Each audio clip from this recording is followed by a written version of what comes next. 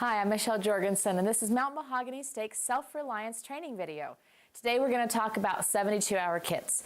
Now, a lot of people have asked me, why have we not done this yet? 72-hour kits is such a push. Isn't this something we should have done first? But I'm going to talk about this again. We talked about it in our very first video, but I'm going to talk about it again. 72-hour kit is only used when we need to leave our homes. Now, if there were a fire or a flood or an earthquake and our home were damaged, those would all be things that we would leave our home for. But if you think about the chance that those things occur versus the chance that an extreme weather situation or losing a job or even some kind of civil unrest situation happens, really an evacuation emergency is a much smaller chance of happening. So it's important to have, and that's why we're talking about it this month, but it may not be the first thing that you have to go to in an emergency. Okay, so when would you use a 72-hour kit? We've already talked a little bit about that, but that's when you're going to be leaving your home. You're going to need to take something with you and go. And 72 hours, if you do the math, that's 3 days, right? So you're going to need items for 3 days of use. Your 72-hour kit's very personal to you, the needs that you have. I joke that when I kind of got into a big emergency preparedness push a few years back, and then I left it for a few years, and when I got back to my 72-hour kit, my daughters had diapers in it, and she was 8. So I think it was a little outdated, so you might have to keep up on them a little bit, but they're very personal based on where you are at in life, where your kids are at, those kinds of things. So I'm not going to be able to tell you just an exact list because everybody has a little different list, but I will give you a list, so don't worry. I'm not going to go through every item in my 72-hour kit because it would take forever to do that, and I don't want to have to repack it, so I'm not going to do that, but I will give you the list. So if you look on the Mount Mahogany Steak Newsletter site, again, I've been directing you here every single month. Make sure you know how to get there. It's through LDS.org in your account. You will see a simplified list, and then I'm going to also put on there a detailed list of things. Because I have a pretty detailed 72-hour kit, and I feel comfortable that I would have what I need to have. But I probably break one of my rules in this. So 2 rules for a 72-hour kit. First of all, what's in it? We're going to talk about that. But as far as what it is, what does it go in? What kind of bag should you get for a 72-hour kit? It should be waterproof, if at all possible, and it should be transportable. So that's the part where I kind of break my own rule because I can lift this, but I don't know that I'm going to walk very long with this on my back. So hopefully I'm not going to have to take it very far. Let's just say that. But I do feel comfortable that it has a lot of good stuff in here. So a couple of the things that I looked for when looking for a container for my 72-hour kit is I wanted one that I could put water in. So if you see this little thing on the side, this bag actually has a built-in Camelback. If you know what that is, it has a water bladder inside of the bag, and I can suck water right out of here. So if I need to refill my water, if I need to fill it before I go, I can actually fill up my water source, and that is my water storage inside of this bag. You don't have to get one like that. I just happened to find one that had it already built in. So any kind of bag that's waterproof and transportable. I've seen people put them in rolling suitcases, all kinds of things, old backpacks that you used for hiking for Boy Scouts. Any of those things will work. So you just need to have a bag that's transportable. Okay, like I said, as far as what goes in it, we're going to go through some categories of things rather than a specific list right now. So the first category is food and water. It has to be light. There's 2 things. It has to be light and it needs to be high fuel.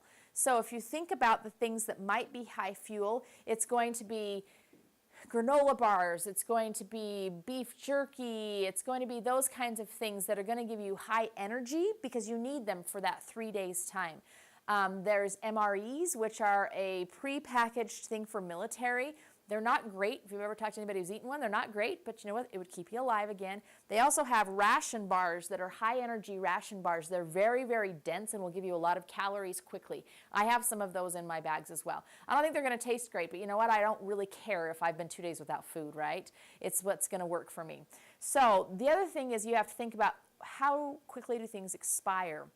Anything like a granola bar actually might expire fairly quickly. Anything like a prepackaged fruit cup, that kind of thing. I don't have those things in here because I don't want to have to open this bag up and change it out that often. I'm just thinking of my own self here.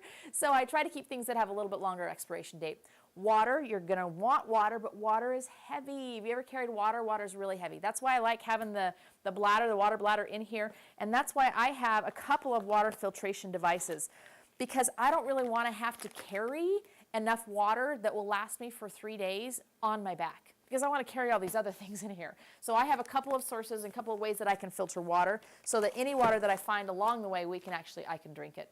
So second thing we want is bedding and clothing. We don't think about that oftentimes, but you need something to put on you. So if you've seen the Mylar emergency blankets, they're silver, super lightweight, they fold up small. There's also something called a bivy bag. It's, again, really, really lightweight. You can put it over top. I do have a ground cloth in my husband's 72-hour kit, so hopefully we don't get separated from each other. But a few things like that are important. A rain poncho, just things to keep the weather off you, because if we're going to be evacuating, we're going to be in the weather. Fuel and light, that's the next thing. So that is one thing that I have in this that I think is so important. And I made these myself, and I'm going to put this on that website as well. It's a fire starting kit. So it has a lot of things in a very small container for starting a fire, including some waterproof matches, a butane lighter, a fire spark thing, a couple of different things for kindling, or tinder. So something like that is important to have along in your 72-hour kit as well. Of course, a flashlight. Obviously, you're going to need a flashlight, and headlamp is even better because it's a hands-free way to do it. Equipment. There's a whole bunch of different things you can put in here as far as equipment goes. If you want anything to cook your food, if you want anything for camping, shovels, those kinds of things, wrenches, tools, first aid kit. There's a whole big long list. So you can look at the list and you can decide what kind of equipment you feel like you should have. Like I said, I've divided mine a little bit. I have a little bit more of the first aid supplies in my bag. My husband has a little bit more of the, what I would call maybe construction supplies, you know, a wrench, a hacksaw, a few things like that I don't have. So hopefully we don't get separated. So that's equipment. Personal-wise, you need to think about, if I'm 3 days out, women, you need to think about feminine hygiene needs. Everybody needs to think about toilet paper, because you're going to want to have that. You're going to want to think about some things for eating on. So either disposable plates or some kind of a mess kit so that you can actually eat the food that you brought with you. So any kind of personal things that you might need in that way. Documents and money. Please have copies of your important documents with you in an easily portable form. So we have it in just a small little folder. We can pop it into any 72-hour kit anytime we need to. That way, if you have questions about all kinds of things. Who owns your house? Who owns your car? What your emergency contact numbers are, family members, how you get a hold of them, all those kinds of things. Birth certificates, who knows? Maybe you could be crossing the border somewhere. Maybe you're going to need a birth certificate. So have those things all in a folder, not originals, copies please, and make sure you have some money in here. And small bills, because if you have a $100 bill, somebody may be happy to take that $100 bill for a bottle of water, and they will not give you change most likely. So make sure you have small bills and even some coins, because you're going to need to have things you can easily give for something you need on the way. And then personal needs. If you have medications that you take on a daily basis, then you're going to need to think about putting those in a 72-hour kit. Sometimes people don't think about that. So if you have some personal needs you need to take care of, make sure they're included in here. Okay, that's the 72-hour kit. I don't have a lot of clothing in my 72-hour kit because I keep it close by what I would take with me, and I would hope that this would be on me. And I'm not going to need a lot of change of clothes from 3 days, because I don't care if I wear the same pair of pants 3 days in a row. I actually worry more about keeping warm and keeping fed, so that's what I've focused on in here, but these things will be close by. All right, this is where I'm going to divert a little bit from the 72-hour kit, and I actually think these are more important. Every single day, let's just say that tomorrow there's an earthquake. Where would you be? Where would you be? Where would your spouse be? Where would your children be? Are you going to be able to get home from wherever you are? So for me, I work about 2 miles from my home. I'm really blessed. I could walk home. My children's school is about 2 miles the other direction from our home. We're really blessed we could walk home. A lot of people work a long way from home. They would have to get back home some way. Maybe I'm not at work. Maybe I'm out shopping somewhere. Maybe I'm down in Provo. Maybe, I'm somewhere further away. So I think these other things are actually a little bit more important, because what's the chance that something can happen when you're not in your home and you actually have to get back to your home? This is a car kit. It's in my car at all times, so it's dirty, and it does get used. We have used the shovel in the past. We have used, when we had a flat tire, we've used the little emergency beacon thing in here. We have used food when I have teenagers that didn't prepare and didn't eat food before they came in my car. We have used all kinds of things out of this bag, and it's just nice to have it. So we'll put lists for all of these things. We're not going to go through them all, but car kit, so that any emergency that could happen when you're in your car, you would be covered. This one is my favorite bag of all. This is what I call my get home bag, and I am going to go through a few things in here with you.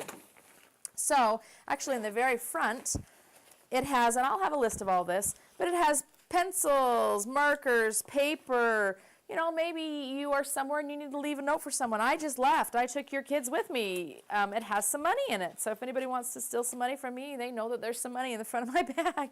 It has some money in it. This, again, it goes with my car at all times, but it also goes with me sometimes on an airplane. I've taken it on an airplane before. If I need to get home from wherever I am, I take this with me.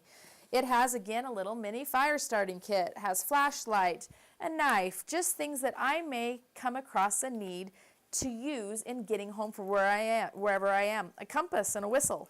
You know, hopefully your mind's kind of going to, okay, if I were in Salt Lake and I needed to get home and the roads went really bad because of an earthquake, I would have to walk. What would I need? You would need some food, right? Some kind of food. You would need some water. You would probably need some protection because there's a lot of dangerous things in any kind of situation, a disaster situation. Maybe some gloves to protect your hands. Medication. I bet everybody would be very happy to have some ibuprofen on hand in a situation like that. Duct tape. Who doesn't need duct tape at all times? First aid kit. Just some miscellaneous things. Again, a blanket to keep me warm. So this is all just tucked away in my car or wherever I go, and it just goes with me. That way, if I ever need to get home, I can. So that's what that is. This is one that I slip in my purse sometimes. It's called an everyday carry kit. And this baby, I hate to repack it because it's so hard to pack, but we'll open it just a little bit. It has flashlight, tiny little flashlight, some Band-Aids, a compass. These are pill bottles with some medications in them. Just some things that if I were in a store and something happened, then maybe I'd want that with me. So I don't pack that with me all the time, but it goes in my car, and if I ever need something little, I pop that into my purse. So these are just some ideas for you about other times when you may need things and you may need to be prepared. The last thing I'm going to do is we're going to look at my purse. Okay, what woman lets you look in her purse? There's a couple of things that I want you to always have in your purse, or men if you don't have a purse, and something else. So first of all, an emergency contact card. Make sure you have something like this. It has emergency contacts on here so that if I am hurt, someone could pull this out of my wallet and they could find my husband, they could find my brother who lives in California, they would have numbers for them and they would be able to take care of me. So that is in there. I also have a knife. This is a good knife, man, and that thing is used all the time, not just in an emergency. Flashlight, that always goes with me. I have a first aid kit. Can't tell you how many times this first aid kit has been used. I have to replenish this almost monthly because it's used so often. Obviously medicine, those kinds of things. And then at the bottom I have something that's a little more for a little bit more serious of an emergency. It has some gloves and it has a mask for CPR and it has a tourniquet. So if I were in a worse emergency situation, I'd be able to take care of some medical emergencies. So that goes along with me anywhere I go. So I just want to open your mind to that maybe a 72-hour kit is great, and I love having a 72-hour kit, but there's other needs that we have as well. So don't get overwhelmed with this. I want you to pick one thing this month. I want you to just to say, okay, we have our 72-hour kits. Let's just go change out the granola bars, whatever it is. Or, you know what, I really like the idea of the get-home bag. Let's make those for each of our vehicles. What I do when I do this kind of thing is I go on Amazon or somewhere online, and I just order 3 of the first aid kit, whatever it is, and we pop them into a bag. So don't get overwhelmed. Don't worry about getting it all at once. Just pick the thing that you feel is most important for your family. The last thing I want to talk about is a family emergency plan. As we did the ward survey last December, the thing that was most interesting is that very few of you have a family emergency plan. So the feeling I got was that you have stuff, but you don't necessarily know what to do with it. You don't know what your family would do in an emergency. So I'm going to put sample emergency plans again on the website, and I want you to fill those out with your family. It's simply going through things like, okay, kids, if there is an earthquake and you're at school, what are you going to do? And you're going to be surprised at the answers that your kids give. Okay, let's say we have an earthquake at home and you're in bed. What are you going to do? You know, we've run through these scenarios with our kids, and I'm always amazed at their answers. So you need to have the conversation. You need to have the plan. And I'll put those online as well so you can plan those. Thank you. This is a lot that we talked about this month. Like I said, take one step. Take one step that you want to do for this month and make it happen. And we'll be back next month. Thank you.